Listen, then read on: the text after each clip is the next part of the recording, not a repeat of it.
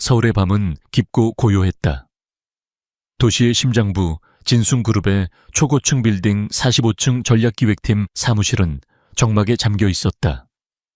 창밖으로는 수백만 개의 불빛이 별처럼 흩어져 있었지만 사무실 안을 채운 것은 오직 희미한 모니터 불빛과 정적을 가르는 키보드 소리뿐이었다.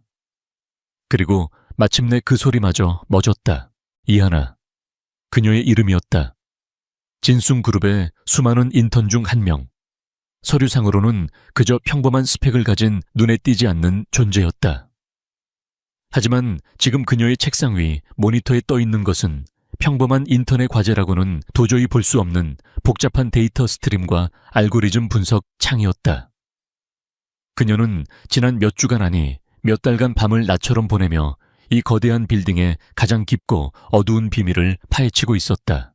피로가 파도처럼 밀려왔다. 며칠째 제대로 눈을 붙이지 못한 탓에 눈꺼풀은 청은망은 무거웠고 머릿속은 안개가 낀 듯 흐릿했다. 커피로도 더 이상 버틸 수 없는 한계였다. 그녀는 잠시 눈을 감았다. 단 5분만, 딱 5분만 쉬자는 생각이었다. 하지만 그 5분은 그녀의 의지를 배신하고 깊은 잠의 늪으로 그녀를 끌어당겼다. 그녀는 마우스를 쥔 채 책상 위로 쓰러지듯 잠이 들었다. 그녀의 가녀린 어깨가 미세하게 오르내리며 고단한 숨을 내쉬었다. 그때였다. 사무실 복도 끝에서부터 낮고 규칙적인 구둣발 소리가 들려왔다. 소리는 조금의 망설임도 없이 전략기획팀 사무실을 향해 다가오고 있었다. 소리의 주인은 이 거대한 제국의 주인이자 살아있는 전설 진숭그룹의 회장 강진혁이었다. 강진혁은 30 중반의 나이에 이미 업계의 정점에 선 인물이었다. 차가울 정도로 잘생긴 얼굴, 빈틈없는 수트 차림, 그리고 상대방의 영혼까지 꿰뚫어 보는 듯한 날카로운 눈빛. 그는 감정을 거의 드러내지 않았고 그의 입에서 나오는 말은 언제나 간결하고 정확했다. 완벽주의자, 냉혈한. 그의 뒤에는 늘 그런 수식어가 따라다녔다. 늦은 시간까지 회사에 남아 마지막 보고서를 검토하는 것은 그의 오랜 습관이었다. 그는 자신의 왕국이 가장 조용하고 솔직한 얼굴을 드러내는 이 시간을 좋아했다. 복도를 지나던 그의 발걸음이 문득 멈췄다. 전략기획팀 사무실에서 새어나오는 희미한 불빛 때문이었다. 그의 미간이 미세하게 좁혀졌다. 이 시간에 남아있는 직원이 있다는 말인가, 야근을 권장하지 않는 그의 방침을 어긴 자가 누구인지 그는 직접 확인해야 했다. 소리 없이 문이 열리고 강진혁의 시선은 곧장 불빛의 근원지로 향했다. 그리고 그는 책상에 엎드려 잠든 인턴 이하를 발견했다. 그의 첫 반응은 차가운 경멸이었다. 신성한 일터에서 잠을 자다니.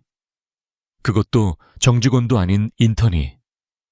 진숭그룹의 명예에 먹칠을 하는 행위였다.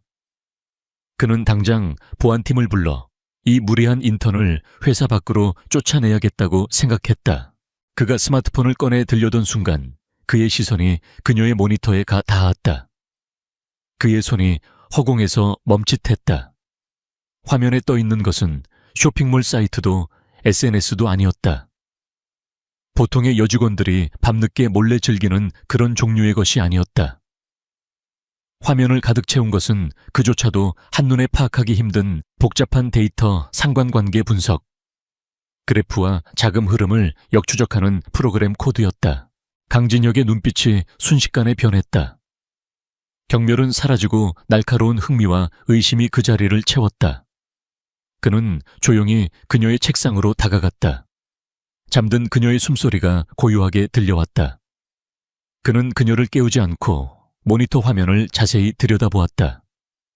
화면 속 데이터는 진숭건설이 최근 진행 중인 동남아 신도시 개발 프로젝트와 관련된 것이었다. 표면적으로는 완벽하게 진행되고 있는 그룹의 차세대 성장 동력으로 주목받는 프로젝트였다. 하지만 이하의 모니터 속 데이터는 전혀 다른 이야기를 하고 있었다. 수십 개의 유령 회사를 거치며 교묘하게 세탁되는 자금의 흐름, 원자재 비용의 비정상적인 급등, 그리고 그 모든 것의 중심에 있는 한 사람의 이름. 박성민 상무. 강진혁의 입가에 얼음장 같은 미소가 걸렸다. 박성민 상무. 그의 대학 동문이자 사내 정치의 달인. 뛰어난 실적과 화려한 언변으로 이사회의 신임을 한 몸에 받고 있는 인물이었다. 강진혁 역시 그를 신임하고 있었지만 마음 한구석에서는 항상 그의 지나친 야망을 경계하고 있었다. 최근 그가 주도하는 프로젝트에서 미심쩍은 보고가 몇 차례 올라왔지만 박성민은 언제나 완벽한 논리로 그것들을 방어해냈다. 누구도 감히 그의 심기를 건드리지 못했다. 그런데 지금 이름도 얼굴도 모르는 이 어린 인턴이 그 누구도 찾아내지 못한 제국의 균열을 정확히 짚어내고 있었다. 그것도 회사의 공식적인 시스템을 이용하지 않은 채 자신만의 방식으로 데이터를 재조합하고 분석하여 진실의 꼬리를 붙잡은 것이다. 이것은 우연이 아니었다. 인턴의 호기심이나 실수로 나올 수 있는 수준의 결과물이 아니었다. 이것은 천재적인 재능과 집요한 노력의 산물이었다. 강진혁은 잠든 이하의 얼굴을 가만히 내려다보았다. 앳된 얼굴에는 깊은 피로의 흔적이 역력했다. 며칠 밤을 새웠는지 눈밑은 거무스름했고 입술은 바싹 말라 있었다. 그는 무슨 생각으로 이 위험한 일에 뛰어든 것일까? 정의감 아니면 순수한 지적 호기심. 그는 자신의 태블릿을 꺼내 인사 데이터베이스에 접속했다. 이하나. 평범한 대학, 평범한 학점, 어학 점수와 몇 개의 자격증. 서류상으로는 그 어떤 특별함도 찾아볼 수 없었다. 전략기획팀에 배정된 것도 넘쳐나는 고스펙 지원자들 사이에서 운 좋게 마지막 자리를 차지한 결과일 뿐이었다. 하지만 이 서류는 거짓말을 하고 있었다. 혹은 이 사회가 정해놓은 잣대가 그녀의 진짜 가치를 담아내지 못하고 있었다. 강진혁은 사람을 보는 눈이 까다로웠고 자신의 직감을 믿었다. 그의 직감이 말하고 있었다. 이 잠자는 인턴은 그가 오랫동안 찾아 헤매던 혹은 존재 자체를 알지 못했던 날카로운 검이 될 수 있다고. 제국의 어두운 구석을 도려낼 수 있는 예리한 메스말이다. 분노와 해고의 생각은 눈 녹듯 사라졌다. 대신 그 자리에는 차가운 계산과 계획이 들어섰다. 이 재능을 이대로 묻히게 할 수는 없었다. 아니, 이 재능을 자신의 손에 넣어야만 했다. 박성민이라는 거대한 암초를 제거하고 더 나아가 진순그룹 내부에 도사리고 있는 보이지 않는 적들을 속아낼 절호의 기회였다. 강진혁은 조용히 움직였다. 그는 이하의 컴퓨터 전원을 끄지 않고 모니터만 조심스럽게 껐다. 화면이 꺼지자 사무실은 다시 어둠에 잠겼다. 그는 자신의 자켓 안주머니에서 최고급 만년필을 꺼내 메모지에 짧은 글을 적었다. 내일 오전 9시 내 집무실로. 그는 메모지를 그녀의 키보드 위에 올려놓았다. 그리고 잠시 망설이다가 자신의 비서에게만 허락된 냉장고에서 생수 한 병을 꺼내 그녀의 책상 위에 조용히 놓아주었다. 그것은 그가 평생 누구에게도 베풀어 본 적 없는 종류의 배려였다. 강진혁은 마지막으로 잠든 이하의 모습을 한 번 더 눈에 담고는 소리 없이 사무실을 빠져나왔다. 그의 발걸음은 들어올 때와 마찬가지로 조용하고 단호했지만 그의 머릿속은 이제 막 시작될 거대한 폭풍을 설계하느라 그 어느 때보다 복잡하게 움직이고 있었다.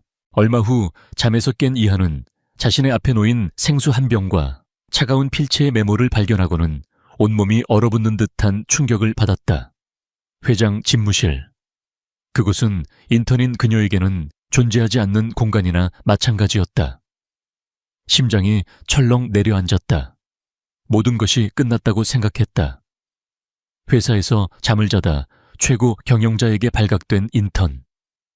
해고는 당연한 수순이었다. 그녀는 자신의 위험한 조사가 결국 이런 어이없는 방식으로 막을 내리게 되었다는 사실에 절망했다. 하지만 그녀는 알지 못했다. 그것이 끝이 아니라 모든 것의 시작이라는 것을.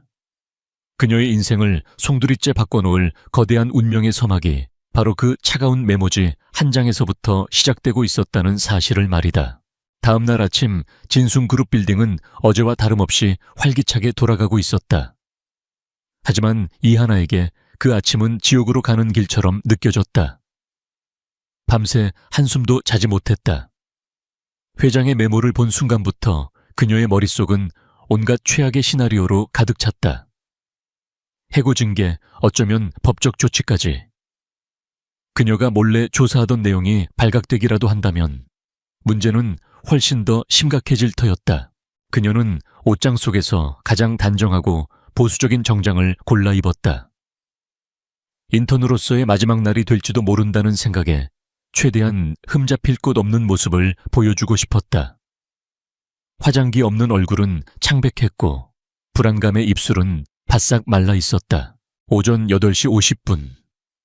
그녀는 떨리는 발걸음으로 최고층 회장 집무실이 있는 층으로 향하는 엘리베이터에 몸을 실었다.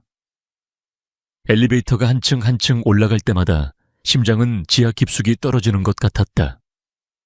최고층에 내리자 공기부터가 달랐다.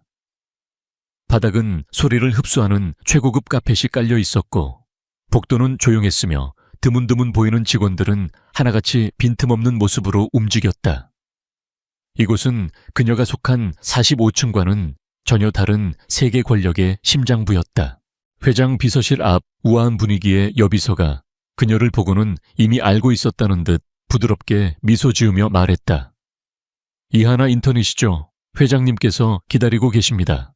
그 미소는 하나에게 사형 집행인의 미소처럼 보였다.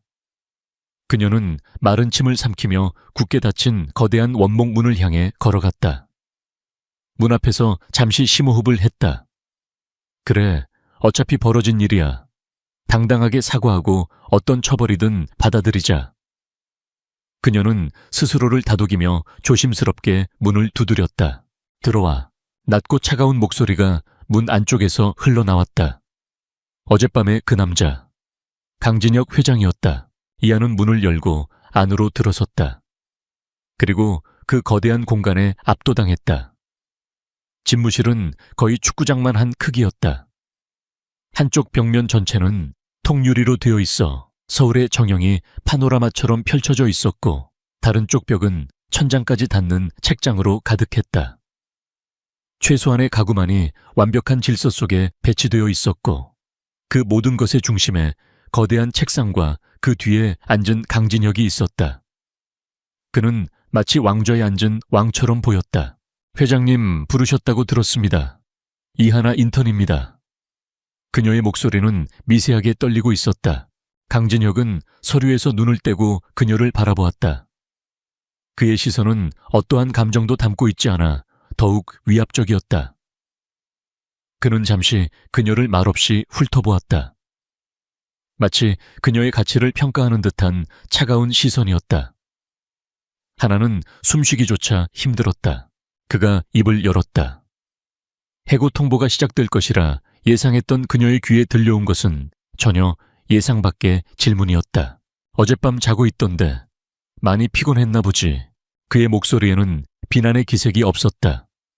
그저 사실을 확인하는 듯한 건조한 톤이었다. 이하는 당황했다. 어떻게 대답해야 할지 몰라 우물쭈물했다. 죄송합니다. 제가 실수를... 강진혁은 그녀의 말을 가로막았다. 그는 손에 들고 있던 리모컨의 버튼을 눌렀다. 그의 뒤편 벽면에 숨겨져 있던 거대한 스크린이 소리 없이 내려왔다. 그리고 스크린에 켜진 것은 어젯밤 그녀가 보고 있던 바로 그 분석 화면이었다. 복잡한 그래프와 자금 흐름도 유령 회사들의 목록이 선명하게 떠올랐다. 이하의 심장이 멎는 것 같았다. 그는 모든 것을 알고 있었다.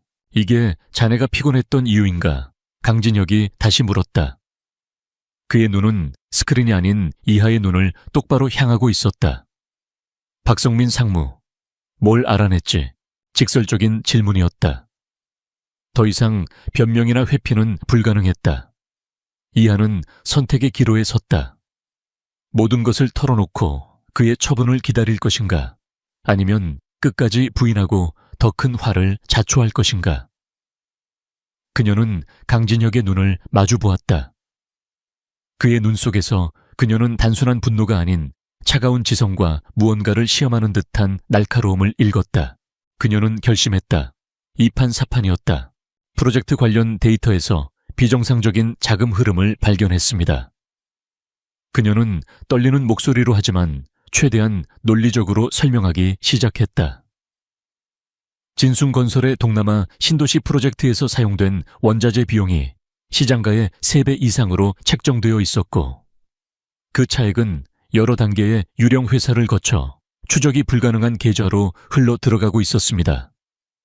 저는 그 자금의 최종 목적지를 추적하고 있었습니다. 그녀가 설명하는 동안 강진혁은 단 한마디도 하지 않았다. 그는 턱을 괜 채 그녀의 분석을 경청했다. 그녀는 자신이 사용한 데이터 분석 방식과 알고리즘, 그리고 박성민 상무가 어떻게 회사의 감시 시스템을 교묘하게 피해 갔는지에 대해 막힘없이 설명했다. 그것은 더 이상 겁에 질린 인턴의 모습이 아니었다. 자신의 분야에 대한 확신과 전문성을 가진 분석가의 모습이었다. 설명이 끝나자 집무실에는 잠시 침묵이 흘렀다. 강진혁은 자리에서 일어나 통유리창 앞으로 걸어갔다. 그는 서울의 풍경을 내려다보며 나지막이 말했다. 그 위험한 일을 왜 혼자 하고 있었지? 내부 고발 절차도 있었을 텐데. 증거가 불충분했습니다. 이하가 대답했다. 제가 가진 것은 정황뿐이었고 박성민 상무님의 사내 영향력을 생각했을 때 섣불리 보고했다가는 저만 쫓겨나고 모든 것이 묻힐 거라고 판단했습니다. 누구도 믿을 수 없었습니다. 그럼 나는 믿을 수 있나? 강진혁이 몸을 돌려 그녀를 바라보며 물었다. 그 질문에 이하는 대답하지 못했다. 그녀는 그를 믿어야 할지 아니면 그 역시 이 거대한 부패의 일부일지 알 수 없었다. 강진혁이 피식 웃었다. 그가 감정을 드러낸 것은 처음이었다. 하지만 그 웃음은 따뜻함과는 거리가 먼 차갑고 날카로운 것이었다. 조하, 이하나 인턴, 자네는 오늘부로 해고야. 올 것이 왔다고 생각한 이하의 눈앞이 캄캄해졌다. 그녀는 힘없이 고개를 숙였다. 그런데 그의 다음 말이 그녀의 귀를 의심하게 했다.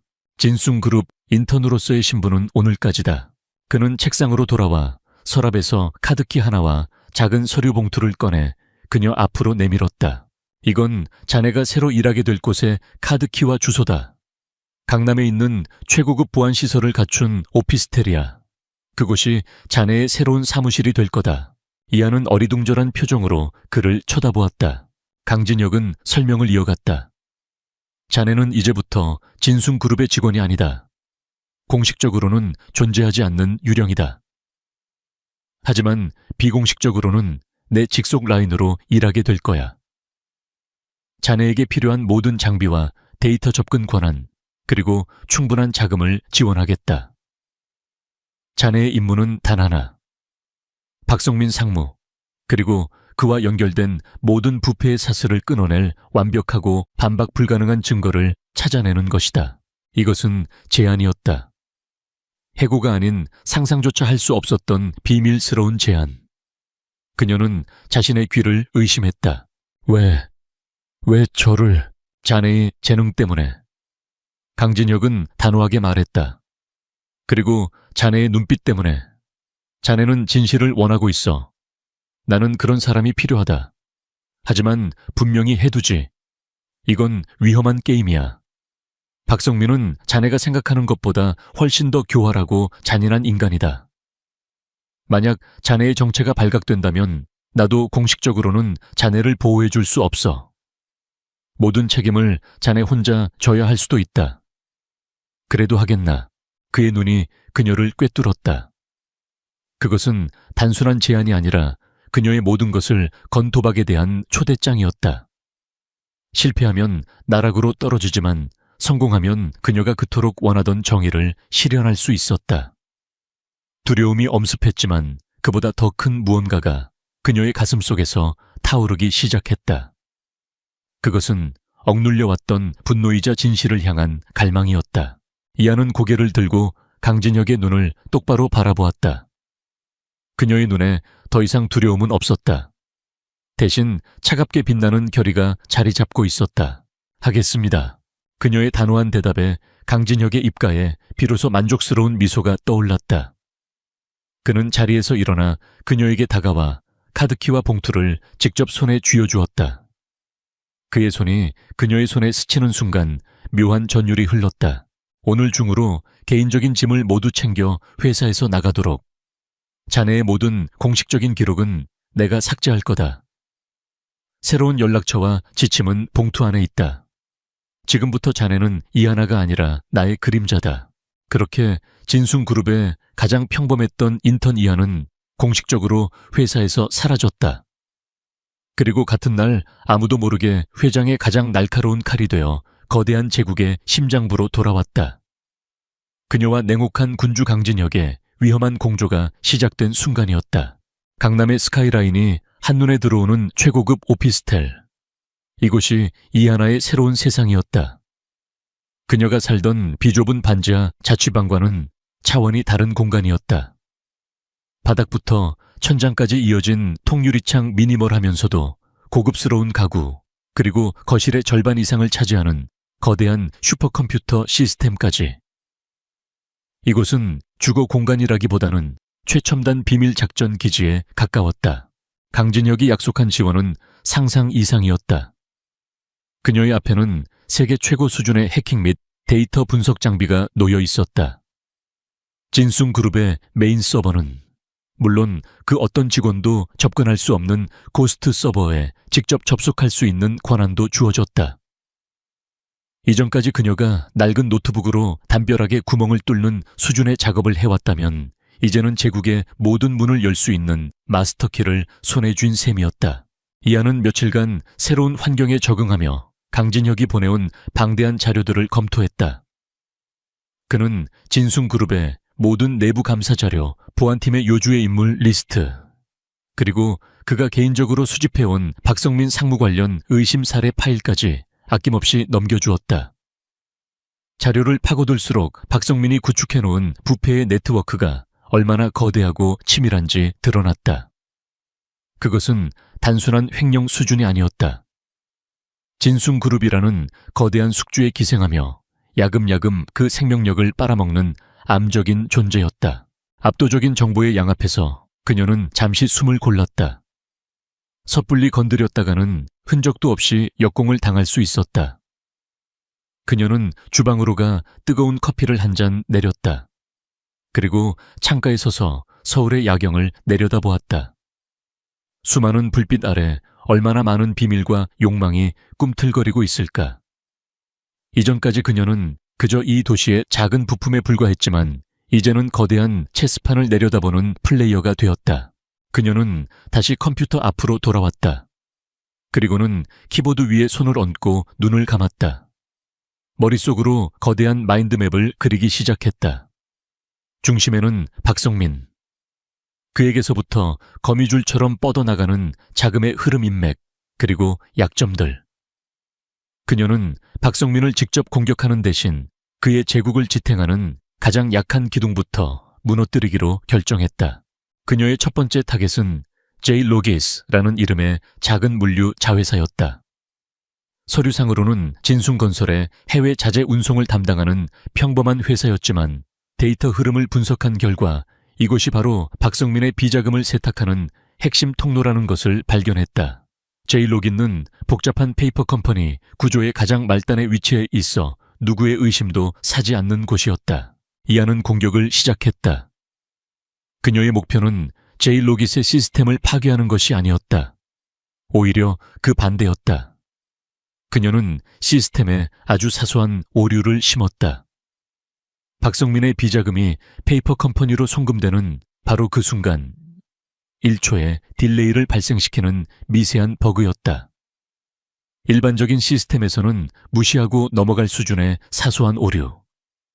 하지만 이 오류는 시스템이 자동적으로 수동 확인 메시지를 담당자에게 보내도록 설계되어 있었다.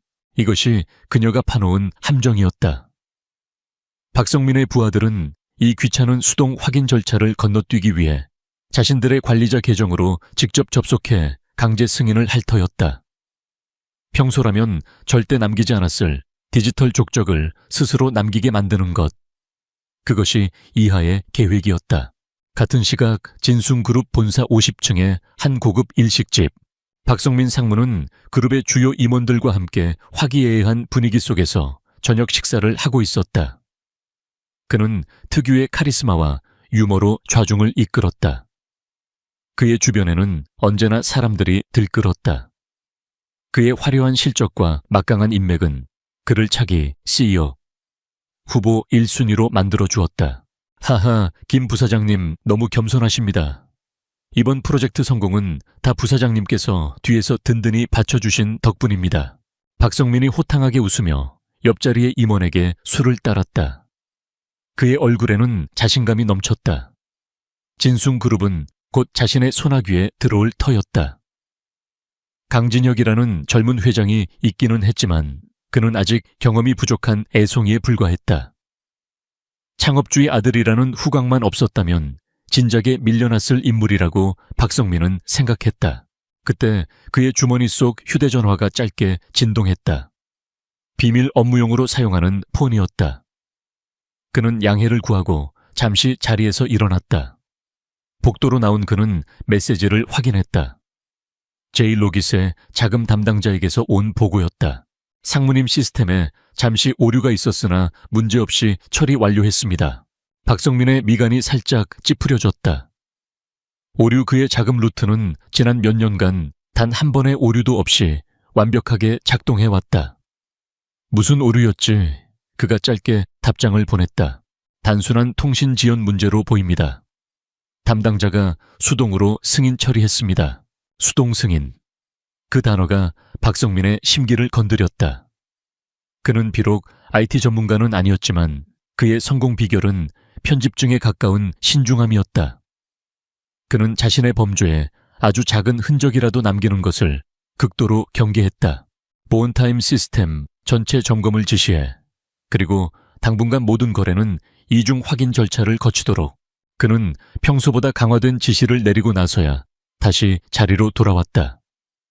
사소한 해프닝이라고 생각했지만 마음 한구석에 꺼림칙한 기분이 남았다. 하지만 그는 곧 그 기분을 털어버렸다. 누가 감히 자신의 완벽한 제국에 흠집을 낼 수 있단 말인가. 그는 최근에 해고된 얼굴도 기억나지 않는 어떤 인턴의 존재는 까맣게 잊고 있었다. 다시 강남의 오피스텔. 이하는 자신의 계획이 성공했음을 확인했다. 제이로깃 담당자의 관리자 계정 접속 기록과 강제 승인 로그. 작지만 결정적인 증거의 첫 조각이었다. 그녀는 이 모든 과정을 깔끔하게 정리하여 암호화된 파일로 만들었다. 그리고 강진혁에게만 연결되는 비밀 통신 라인을 통해 보고서를 전송했다. 보고서의 내용은 간결했다. 코드명 그림자, 1차 목표, 제이로깃 접촉 완료. 의도된 오류를 통해 내부자 접근 로그 확보. 대상은 미끼를 물었으나 경계 수준을 높인 것으로 판단됨. 2단계 계획으로 이행 예정. 몇 분 지나지 않아 강진혁에게서 답신이 왔다. 그의 답신은 언제나처럼 짧고 명료했다. 계속해. 그 두 글자뿐이었지만 이하는 그 안에서 강한 신뢰와 기대를 느낄 수 있었다. 그녀는 더 이상 혼자가 아니었다. 거대한 제국의 그림자 속에서 그녀는 회장의 가장 날카로운 칼이 되어 움직이고 있었다. 이하는 자리에서 일어나 스트레칭을 했다. 창밖의 야경은 여전히 화려했다. 이제 막 체스판의 첫 번째 말이 움직였을 뿐이다. 앞으로 얼마나 더 많은 함정과 위기가 기다리고 있을지 알 수 없었다. 하지만 그녀는 두렵지 않았다. 오히려 심장이 뛰었다. 자신의 손으로 거대한 악의 실체를 벗겨낼 수 있다는 생각에 짜릿한 전율마저 느껴졌다. 그녀는 다시 컴퓨터 앞에 앉았다. 그녀의 손가락이 키보드 위에서 춤을 추기 시작했다. 다음 목표는 박성민의 오른팔이자 제이로깃의 모든 실무를 총괄하는 재무팀장이었다. 그의 디지털 세계에 어떤 비밀이 숨겨져 있을지 그녀는 조용히 그리고 집요하게 파고들기 시작했다. 거대한 전쟁의 서막은 이미 올랐다. 몇 주가 흘렀다. 이하나 코드명 그림자는 강남의 오피스텔에 완벽하게 은둔한 채 보이지 않는 전쟁을 계속했다. 그녀의 공격은 더욱 대담하고 정교해졌다. 제1로깃에서 확보한 로그를 발판 삼아 그녀는 박성민의 오른팔인 김 부장의 개인 서버에 침투하는 데 성공했다. 그곳은 판도라의 상자였다. 수년에 걸친 비자금 장부 뇌물 리스트, 심지어 경쟁사 약점을 잡아 거래한 내역까지 박성민 제국의 추악한 역사가 고스란히 담겨 있었다. 그녀는 증거를 차곡차곡 수집하는 한편 박성민의 네트워크를 교란시키는 공작도 멈추지 않았다.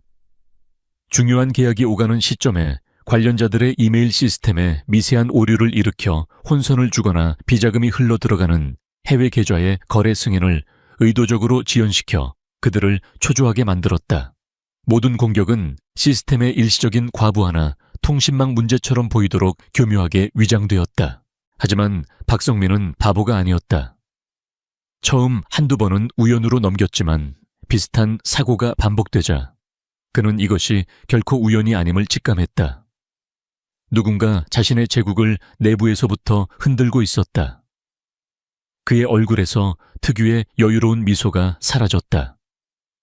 그는 비밀리에 업계 최고의 사이버 보안 전문가들로 구성된 팀을 고용했다.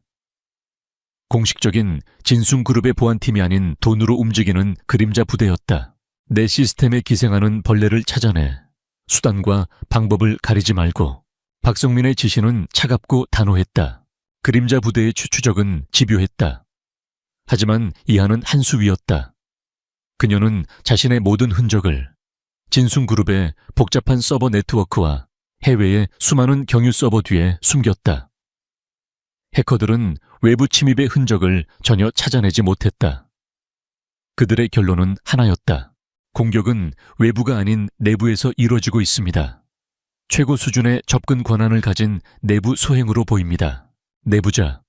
그 단어에 박성민의 눈이 번뜩였다. 그는 자신의 수족들을 믿었지만 동시에 아무도 믿지 않았다.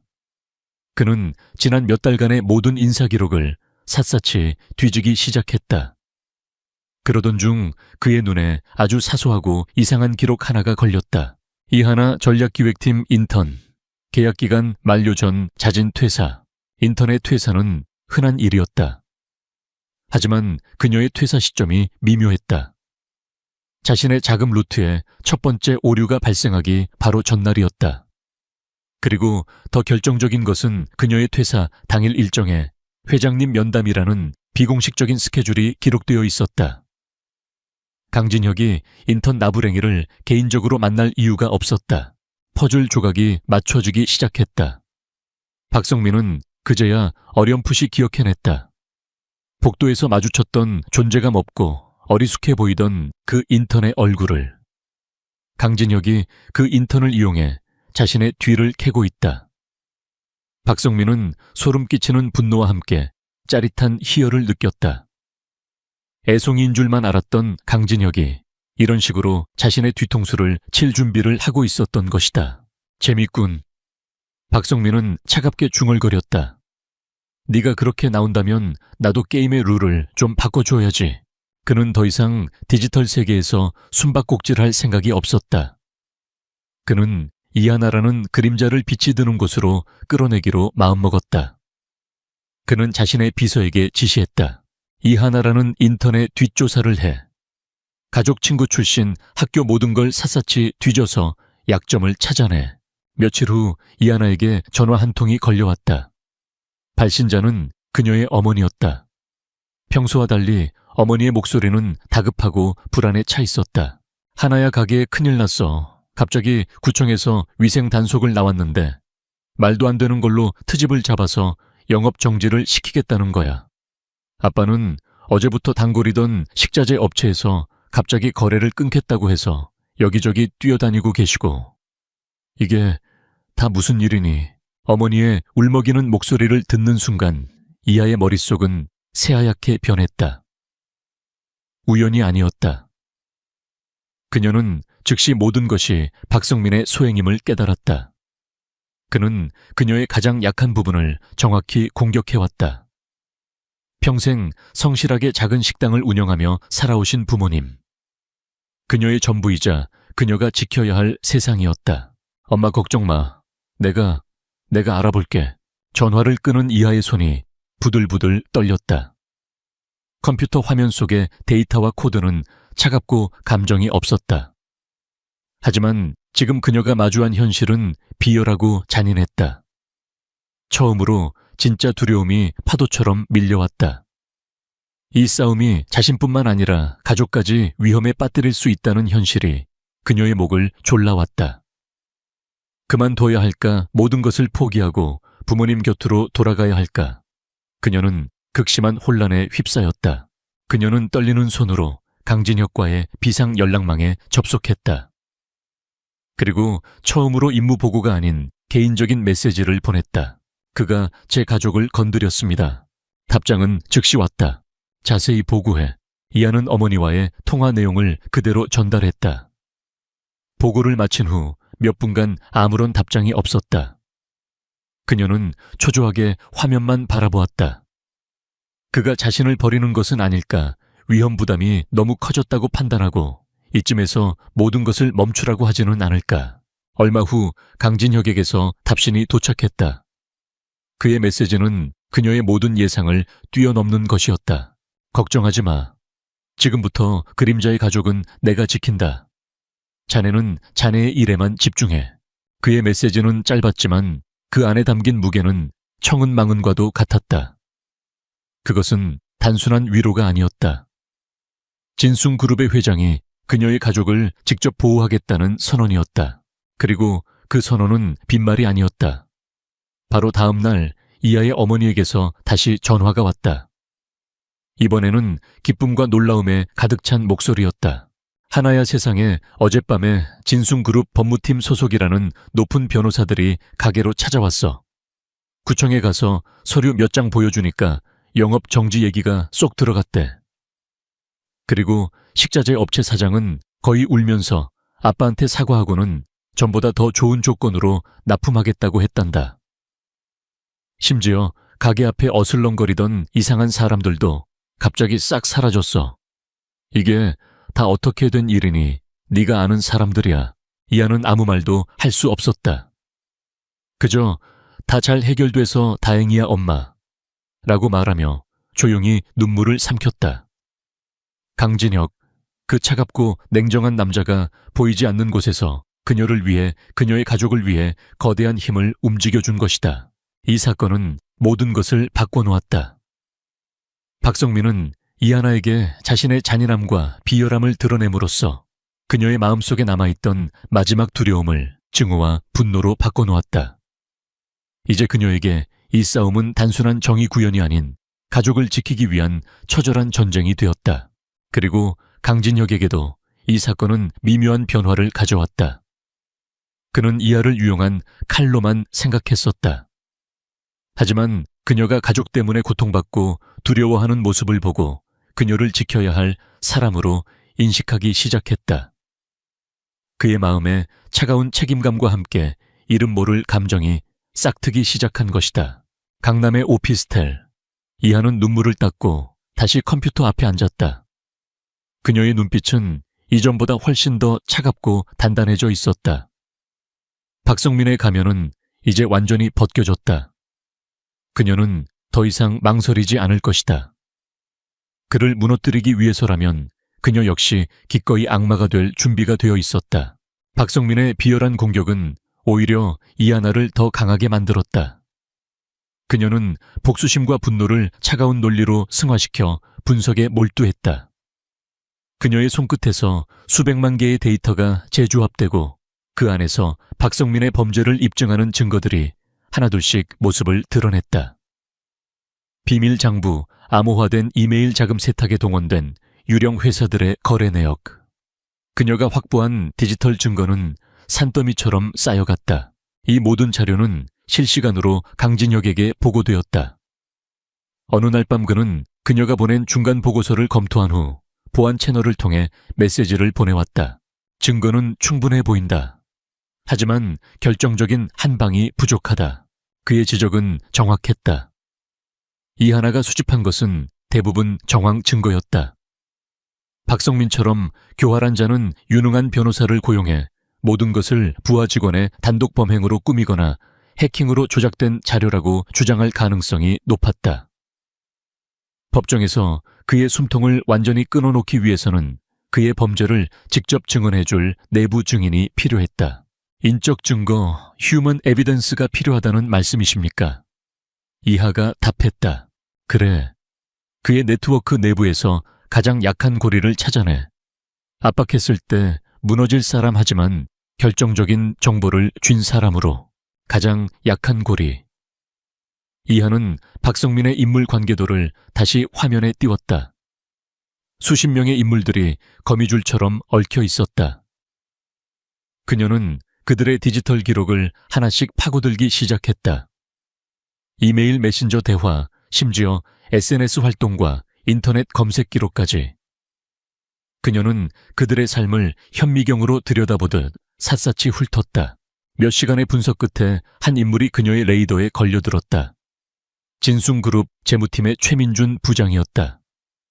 그는 박성민의 대학 후배로 제이 로기스를 비롯한 여러 비자금 채널의 실무를 총괄하는 인물이었다. 서류상으로는 박성민의 충실한 신복이었다. 하지만 그의 사적인 검색 기록은 전혀 다른 이야기를 하고 있었다. 내부 고발자 보호 프로그램, 횡령죄 공소시효, 증인보호 신청 방법, 해외 도피 자금. 그는 두려움에 떨고 있었다. 박성민의 배가 침몰할 것을 예감하고 구명보트를 찾고 있었지만 감시의 눈을 의식해 아무런 행동도 취하지 못하고 있는 것이다. 그는 완벽한 목표물이었다.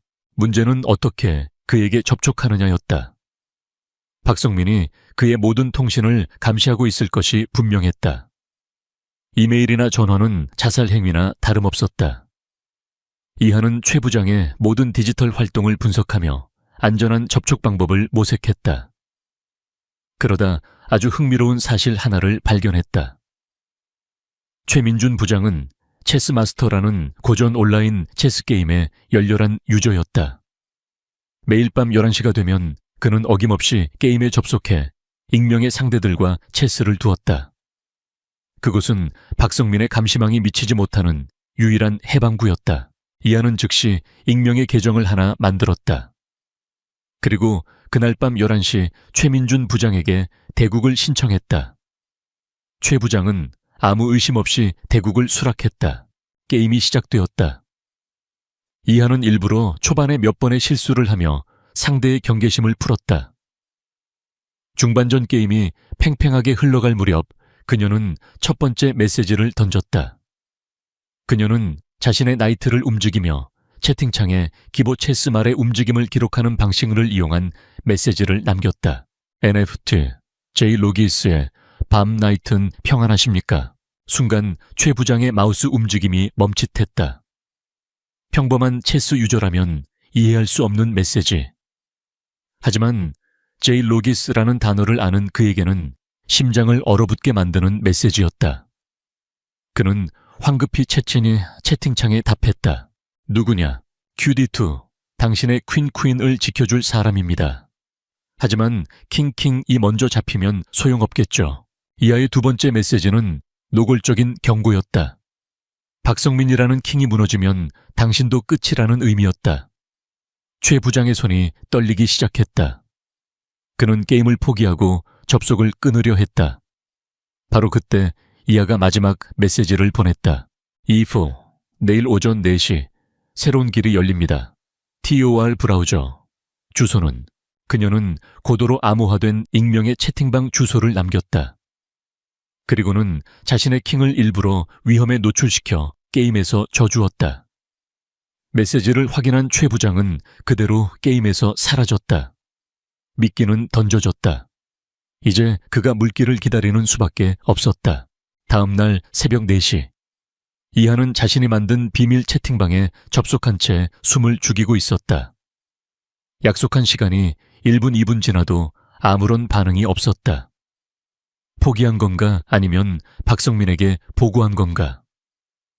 초조함이 밀려올 때 화면에 새로운 접속자가 나타났다. 익명이라는 아이디였다. 최민준 부장이었다. 당신 대체 누구지 원하는 게 뭐야? 그의 타이핑에는 불안과 공포가 가득했다. 이하는 자신의 정체를 밝히는 대신 그동안 수집한 자료들을 하나씩 화면에 띄웠다. 제일로깃의 비밀 장부 최 부장이 직접 서명한 해외 송금 지시서 스캔 파일. 나는 당신이 한 일을 모두 알고 있습니다, 최 부장님. 이것들이 검찰의 손에 넘어가면 당신은 박성민 상무의 모든 죄를 뒤집어쓰고 최소 15년은 감옥에서 보내게 될 겁니다. 협박하는 건가? 아니요, 기회를 주는 겁니다. 이하는 침착하게 타이핑을 이어갔다. 배는 이미 침몰하고 있습니다. 박성민과 함께 가라앉을 것인지 아니면 우리 쪽 구명보트를 탈 것인지 선택하십시오. 바로 그때 채팅방에 또 다른 접속자가 나타났다. K라는 아이디였다. 강진혁이었다. 이하는 미리 그에게 이 작전을 보고했고 그는 결정적인 순간에 힘을 보태주기로 약속했었다. 강진혁의 목소리가 암호화된 음성 채널을 통해 낮고 차갑게 흘러나왔다. 최민준 부장, 나 진숭그룹 회장 강진혁이다. 최 부장은 경악했다. 이 일에 회장이 직접 개입했다는 사실은 그에게 엄청난 충격이었다. 나는 자네에게 사법거래를 제안하겠다. 박성민의 모든 범죄를 입증할 결정적인 증거를 넘기고 법정에서 모든 사실을 증언해라. 그러면 진숭그룹의 모든 법무팀과 보안팀이 자네와 자네 가족의 신변을 완벽하게 보호해 줄 것을 약속한다. 형량 거래는 물론 원한다면 해외의 새로운 신분으로 정착할 수 있도록 모든 지원을 아끼지 않겠다. 이것은 내 이름으로 하는 약속이다. 회장의 제안은 압도적이었다. 한쪽은 파멸, 다른 한쪽은 완벽한 보호와 새로운 삶. 최민준의 저항은 완전히 무너졌다. 그는 잠시 침묵하더니 떨리는 목소리로 입을 열었다. 증거가 있습니다. 박 상무가 직접 자필로 지시하고 서명한 이중 장부입니다. 디지털 파일이 아닌 실물 장부입니다. 아무도 모르는 곳에 제가 숨겨두었습니다.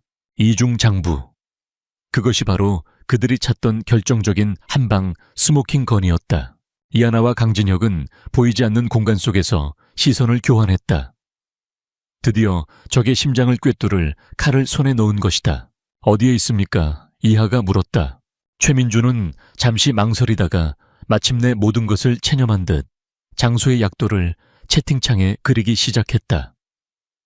박성민의 몰락을 알리는 카운트다운이 시작된 순간이었다.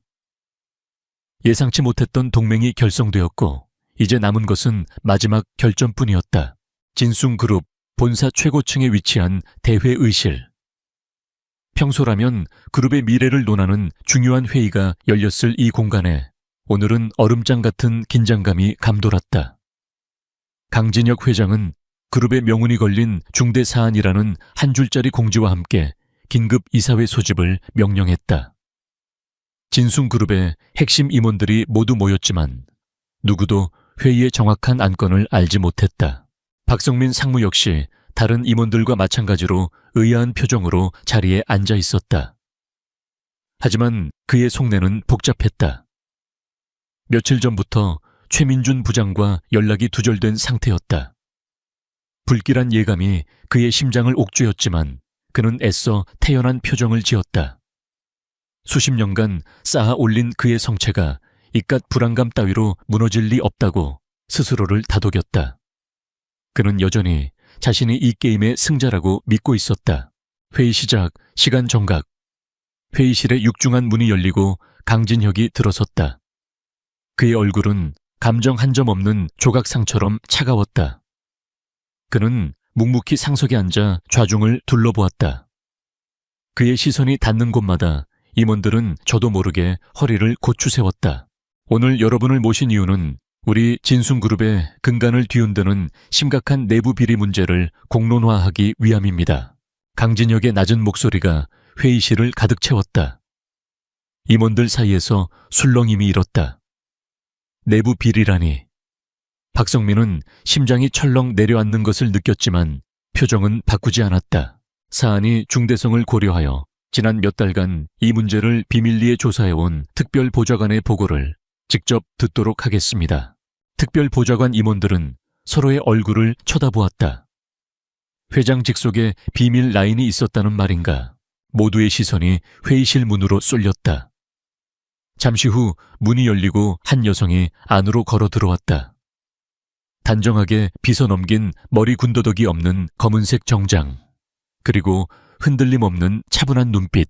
그녀의 얼굴을 확인한 순간 회의실 곳곳에서 작게 터져 나오는 경악성을 박성민은 똑똑히 들었다. 그 자신 역시 눈앞의 광경을 믿을 수 없다는 듯 두 눈을 크게 떴다. 이하나, 얼마 전 해고된 존재감 없던 인턴. 그녀가 어떻게 저 모습으로 저 자리에 서 있단 말인가. 이하는 수십 명의 시선을 온몸으로 받으며 조금의 동요도 없이 연단으로 향했다. 그녀는 더 이상 겁에 질려 떨던 인턴이 아니었다. 거대한 적과 맞서 싸워 이겨낸 단련된 전사의 모습이었다. 그녀는 준비해온 노트북을 회의실 스크린과 연결했다. 안녕하십니까. 회장 직속 특별보좌관 이하나입니다. 지금부터 진순건설 동남아 신도시 프로젝트 관련 자금 유용 및 배임 혐의에 대한 조사 결과를 보고 드리겠습니다. 그녀의 목소리는 떨림없이 명료했다. 박성민은 그제야 모든 것을 깨달았다. 이것은 처음부터 강진혁과 저 계집애가 파놓은 거대한 함정이었다. 이하의 브리핑이 시작되었다. 스크린에는 그녀가 밤새워 정리한 데이터들이 하나씩 떠올랐다. 수십 개의 유령 회사 이름 복잡하게 얽힌 자금 흐름도 부풀려진 원자재 비용 내역. 그녀는 차가운 목소리로 데이터가 가리키는 진실을 하나씩 설명해 나갔다. 그녀의 설명은 한치의 오차도 없이 논리적이었고 모든 주장은 완벽한 데이터로 뒷받침되었다. 회의실의 공기는 점점 더 무거워졌다. 임원들의 표정은 경악과 불신으로 물들어갔다. 그리고 그 모든 화살표의 끝은 단 한 사람을 가리키고 있었다.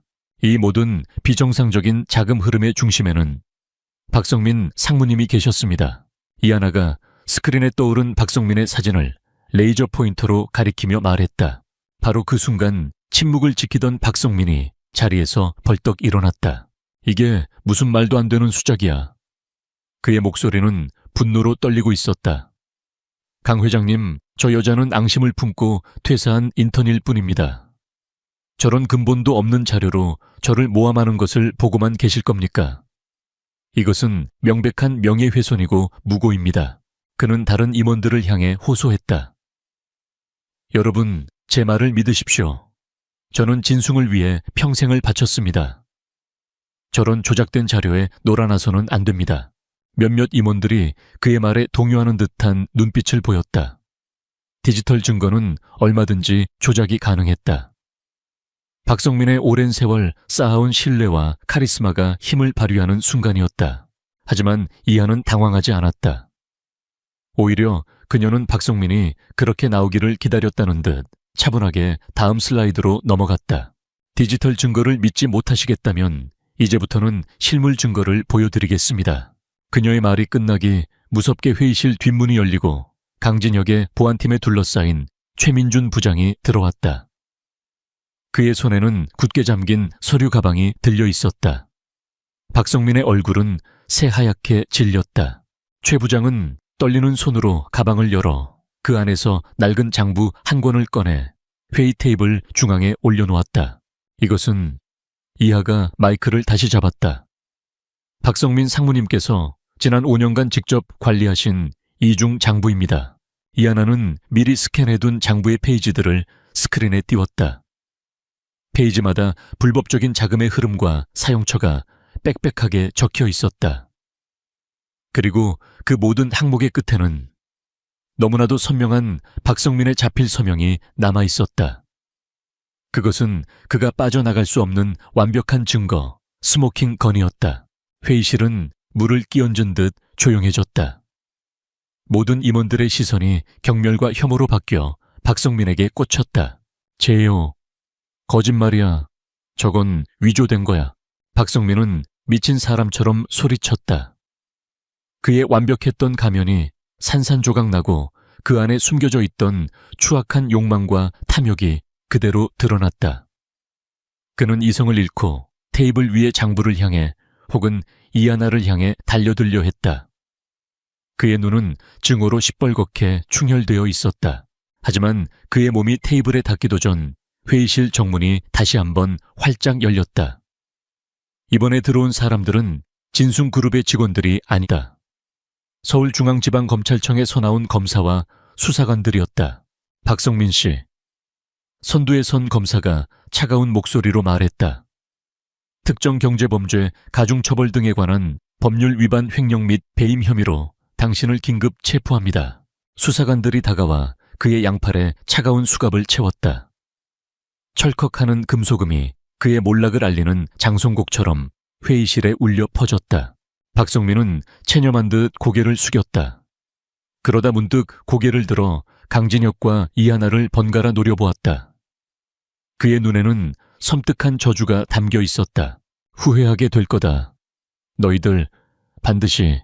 강진혁은 그를 차갑게 내려다볼 뿐 아무런 대꾸도 하지 않았다. 이하나 역시 그의 저주를 피하지 않고 똑바로 마주 보았다. 그녀의 눈에는 승리감이나 조소가 아닌 그저 마땅히 있어야 할 정의가 실현되었다는 조용한 안도감만이 담겨 있었다. 진숭그룹의 거인이었던 박성민은 그렇게 초라하게 수사관들의 손에 이끌려 회의실을 빠져나갔다. 회의실은 잠시 혼란에 휩싸였지만 강진혁이 자리에서 일어나자 모두가 그를 주목했다. 오늘을 기점으로 진숭그룹은 과거의 모든 병폐를 도려내고 새롭게 태어날 것입니다. 투명하고 정직한 기업으로 거듭날 것을 이 자리에서 약속합니다.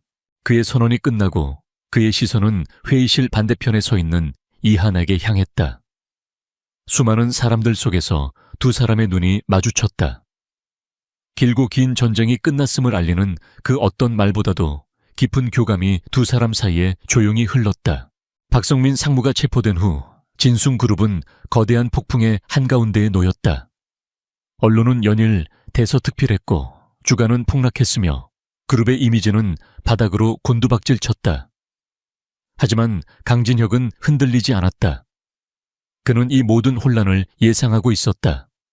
오히려 그는 이 위기를 진숭그룹의 썩은 부위를 도려내고 새살이 돋게 할 절호의 기회로 삼았다. 그는 즉시 비상경영체제를 선포하고 그룹의 모든 프로젝트를 원점에서 재검토했다. 박성민의 라인에 있던 부패한 임원들은 모두 가차없이 해고되었고 그 자리는 실력과 정직함을 갖춘 젊은 인재들로 채워졌다. 그의 개혁은 신속하고 단호했으며 한치의 망설임도 없었다. 몇 주가 지나자 진숭그룹을 뒤덮었던 먹구름이 서서히 걷히기 시작했다. 대중은 그의 강력한 리더십과 쇄신 의지에 신뢰를 보내기 시작했고 주가도 안정을 되찾았다. 그리고 그 변화의 중심에는 이제 더 이상 그림자가 아닌 이하나가 있었다. 강진혁은 그룹 내에 위기관리 및 내부감사팀이라는 새로운 부서를 신설했다. 회장 직속 기관으로 그룹 내의 모든 비리를 감시하고 위험 요소를 사전에 차단하는 막강한 권한을 가진 팀이었다. 그리고 그는 그 팀의 책임자 자리에 모두의 예상을 깨고 이하를 임명했다. 그녀의 임명 소식은 진숭그룹 내부에 또 다른 충격을 안겨주었다. 인턴 출신의 27살밖에 안 된 젊은 여성이 그룹의 심장부를 감시하는 핵심 부서의 팀장이 된 것이다. 처음에는 수많은 의심과 질투의 시선이 있었지만 그녀가 보여준 압도적인 실력과 강진혁의 절대적인 신임 앞에서 모든 불만은 사그라들었다. 이하는 더 이상 남의 눈치를 보는 어리숙한 인턴이 아니었다. 그녀는 자신에게 주어진 권한을 현명하게 사용했다. 날카로운 분석력으로 그룹의 잠재적 위험 요소를 찾아냈고 과거의 잘못된 관행들을 바로잡았다. 그녀의 팀원들은 모두 진숭그룹의 최고 엘리트들이었지만 그녀의 통찰력과 리더십 앞에서 진심으로 그녀를 따랐다. 그렇게 몇 달이 흘렀다. 모든 것이 제자리를 찾아가고 있었다. 이하나와 강진혁은 각자의 위치에서 진숭그룹의 새로운 시대를 열기 위해 바쁘게 움직였다. 그들의 관계는 여전히 회장과 팀장이었지만 그들을 둘러싸고 있던 차갑고 긴박했던 공기는 사라지고 그 자리에는 조용하고 단단한 신뢰감이 자리 잡고 있었다. 어느 금요일 저녁 이하는 마지막 보고서를 마무리하고 퇴근 준비를 하고 있었다. 그때 회장실 직통 전화가 울렸다. 강진혁이었다. 이 팀장 아직 퇴근 안 했나? 네 회장님, 마무리할 일이 좀 남아서요. 오늘 저녁에 시간 괜찮으면 같이 식사나 하지. 그의 목소리는 평소와 달리 조금 부드러웠다. 업무 얘기 말고. 이하는 잠시 망설였다. 네, 괜찮습니다. 그럼 30분 뒤에 1층 로비에서 보지. 약속 장소는 의외였다. 고급 레스토랑이 아닌 회사 로비라니. 그녀가 1층으로 내려가자 익숙한 세단 한 대가 기다리고 있었다. 운전석에는 운전기사가 아닌 강진혁이 직접 앉아 있었다. 그는 그녀를 위해 조수석 문을 열어주었다. 차는 서울의 야경을 뒤로하고 조용한 외곽으로 향했다. 그들이 도착한 곳은 화려한 레스토랑이 아닌 남한강이 내려다 보이는 언덕 위에 위치한 고즈넉한 한옥이었다. 강진혁의 개인적인 공간이라고 했다. 두 사람은 대청마루에 마주 앉았다. 정갈하게 차려진 저녁 식사와 은은한 달빛 그리고 강물 소리. 치열했던 지난 몇 달이 꿈처럼 느껴지는 평화로운 밤이었다. 그동안 고생 많았어. 강진혁이 먼저 침묵을 깼다. 이하나 씨 덕분에 진숭이 살았고 나도 살았어.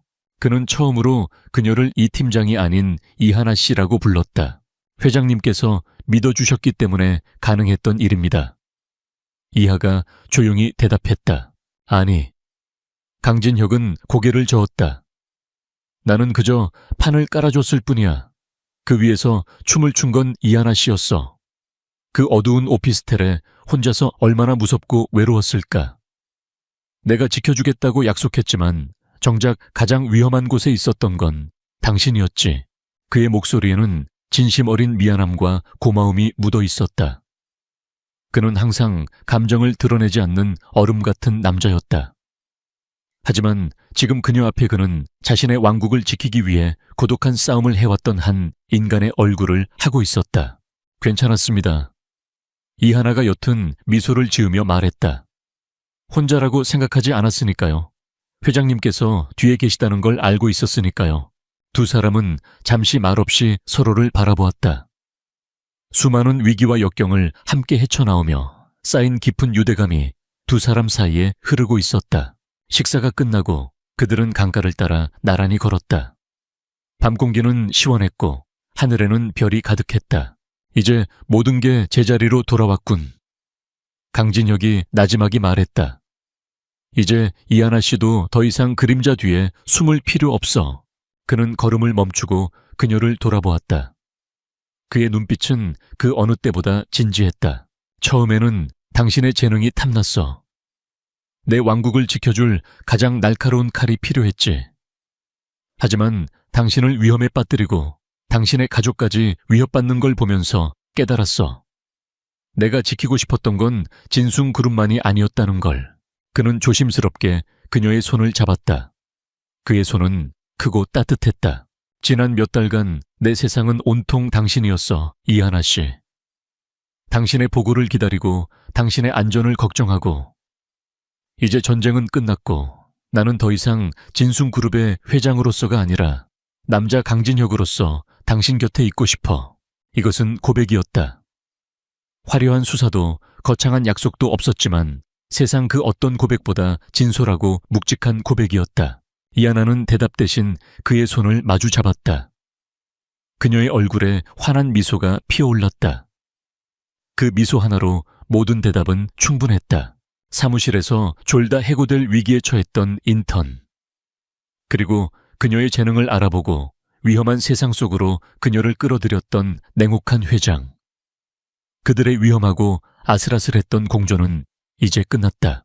두 사람은 말없이 어깨를 기댄 채 새로운 아침을 기다리는 강물을 한참 동안 바라보았다. 거대한 폭풍이 지나간 자리에 이제는 따스한 사랑과 희망이라는 새로운 새벽이 밝아오고 있었다. 그들의 진짜 이야기는 이제부터 시작이었다.